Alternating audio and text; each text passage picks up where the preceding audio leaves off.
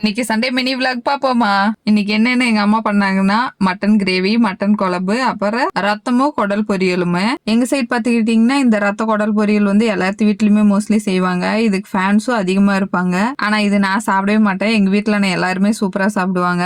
அப்புறம் ரத்தமெல்லாம் காலையிலேயே சொல்லி வச்சா மட்டும்தாங்க கிடைக்கும். மத்தியானமெல்லாம் போய் கேட்டா கிடைக்காது. நாட்டுக்கோழி கிரேவின்னு சொல்லி ஒரு வீடியோ போட்டிருப்பேன். அதுல அரைக்கிற மசாலா தான் கோழிக்கு எப்படி அரைப்பாங்களோ அதே தான் மட்டனுக்கு அரைப்பாங்க. மட்டனுக்கு சரி ரத்த பொரியலுக்கு சரி ஒரு மசாலா அரைச்சிங்கன்னா அதையவே யூஸ் பண்ணிக்கலாம்.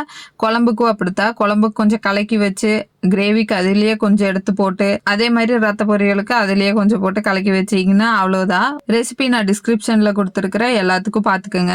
அப்புறம் நாங்க 4 பேரும் உட்காந்து சாப்பிட்டு ரொம்ப வருஷங்களே ஆயிப்போச்சு.